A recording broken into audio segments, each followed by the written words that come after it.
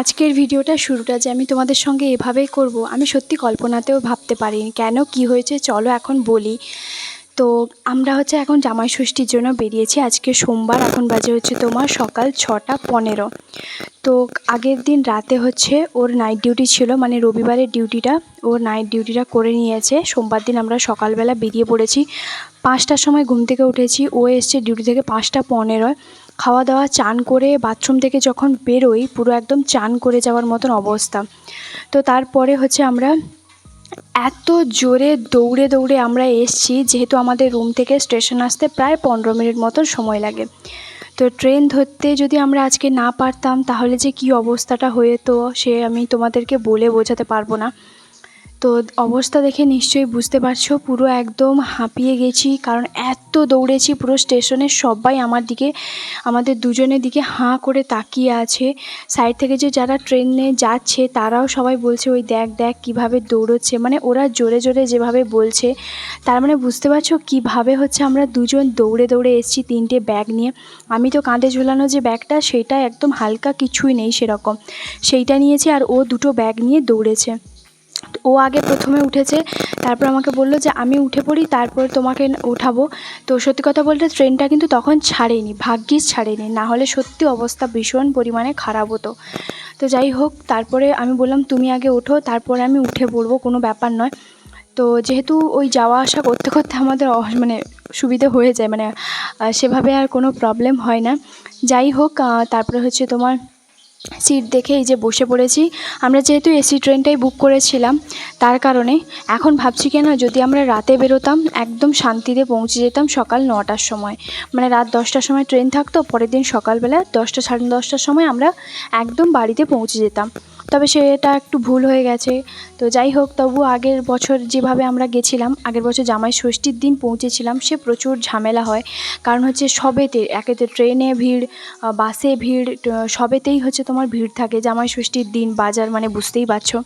এবারে তো তবু 2 দিন আগে যাচ্ছি, আমরা সোমবার থেকে যাচ্ছি। আর কি হয় জানো তো, জামাই ষষ্ঠীতে একটু তো খাওয়া দাওয়া এটা সেটা এলাই ব্যাপার তো থাকে। তো আমরা একটা জায়গা থেকে আরেকটা জায়গায় যাচ্ছি, সেখানে এত দূর ট্রেন জার্নি করে যাওয়ার পরে সেই রিচ এত কিছু খাওয়ার পরে না অবস্থাও একটুখানি খারাপ হয়ে যায়।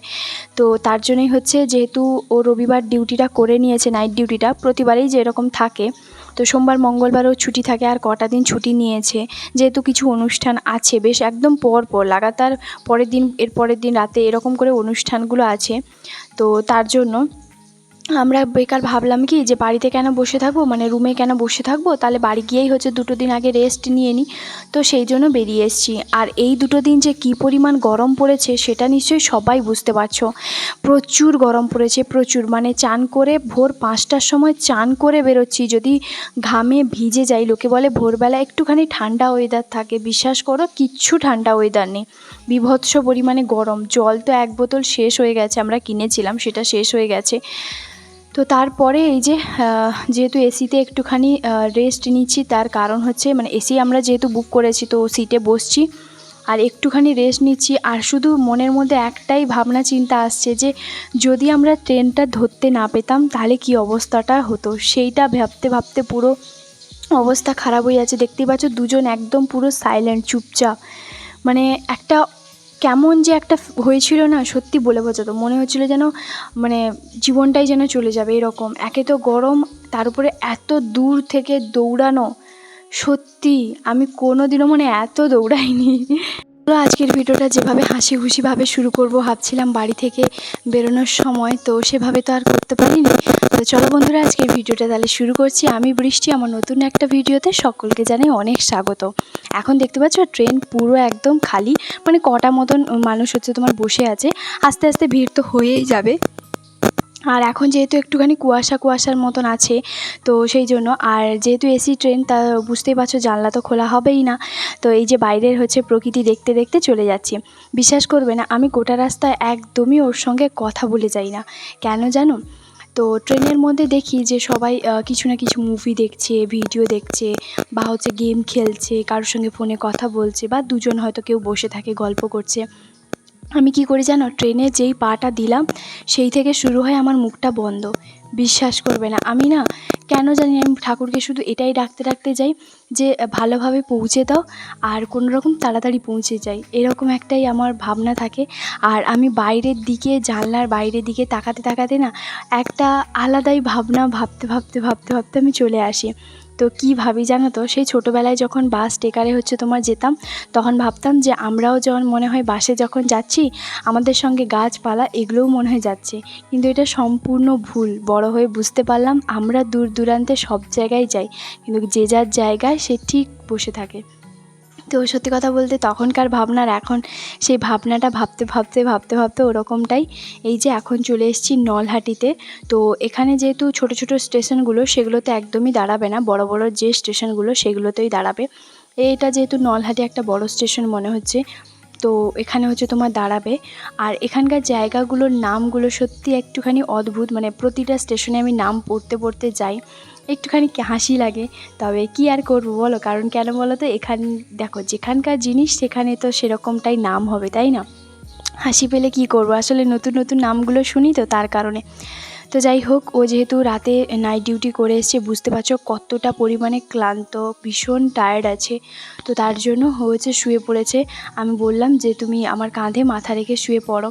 তো বলছে তোমার কাঁধটা যন্ত্রণা করবে। আমি বলছি যন্ত্রণা করবে না, যখন আমি যাই ওর কাঁধে, বিশ্বাস করবে না, যাওয়া থেকে আসা থেকে আমি ওর কাঁধেই মাথা রেখে তোমার শুয়ে থাকি। তো তখন তো তুমি কিছু বলো না। তো বলছে ঠিক আছে তাহলে একটু ঘুমাই। সত্যি কথা বলতে কারণ কেন বলো তো, যেহেতু রাতে তোমার নাইট ডিউটি করেছে, টায়ার্ড, সকালবেলা দুটো বিস্কিট আর জল খেয়ে বেরিয়েছে। আর আমি একটু টিফিন কৌটোতে ওর জন্য ম্যাগি করে নিয়ে এসেছি, তবে সে ম্যাগিটাও খাইনি। তো আমি একটুখানি চিড়ের প্যাকেট এইসবই তোমার টুকটাক খেয়েছি। ডাল ভাজা, ও শুধুমাত্র ডাল ভাজা, বাদাম ভাজা আর দুটো বিস্কিট বাড়ি থেকে যে খেয়েছিল সেটাই। তো যাই হোক, ওর ঘাটটা একবার যন্ত্রণা করছে, এই রকমই হচ্ছে। তো চলো, পর বাড়ি যাচ্ছি, তো তার একটা যে কি আনন্দ সে আর আমি কি বলবো। সত্যি কথা বলতে ঠোঁটের করে একটু মুচকি হাসি, আর কিছুই নয়। ভাবছি যে কখন যাব, তবু প্রায় বলতে পারো 3 মাস পরে তোমার বাড়ি যাচ্ছি। 3 মাসটা মনে হয় যেন 3টে বছর। আমি যখন ওখান থেকে আসি আমার মুখ একদম আরও শুকিয়ে যায়, তবে এই যে বাড়ি যাচ্ছি সেটার একটা আলাদাই আনন্দ। আগের দিন কিন্তু আমি রাতে, মানে সন্ধেবেলার দিকে একটু আইব্রো প্লাক করতে গেছিলাম। তো দেখতেই নিশ্চয়ই বুঝতেই পারছো যে আইব্রোটা প্লাক করা আছে, কারণ ওখানে গিয়ে আমি বাড়িতে, শ্বশুরবাড়িতেই তোমার একদম ডাইরেক্ট যাব। তো ওখানে গিয়ে বুঝতেই পারছো যে ঢুকে গেলে আর তখন একদম জামাই ষষ্ঠীর সময় বেরোবো আমরা। তো যাই হোক, তারপরে ওখান থেকে হাওড়া থেকে স্টেশন, মানে ট্রেন ধরে আমরা এখন বালিচক থেকে এখন বাসে বসছি। তো বালিচক থেকে এখন সোজা যাব বাড়ি।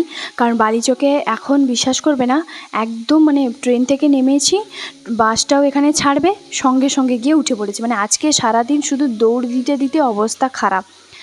তো আর একে তো গরম, তো তারপরে ও একটু কেক, একটু পেপসি আর একটু আইসক্রিম নিয়ে এসছে, জল একটা ঠান্ডা বোতলও নিয়ে এসছে। মানে এত জল তেষ্টা পেয়েছিল, সে কি বলবো, 1 লিটার জল শেষ হয়ে গেছে।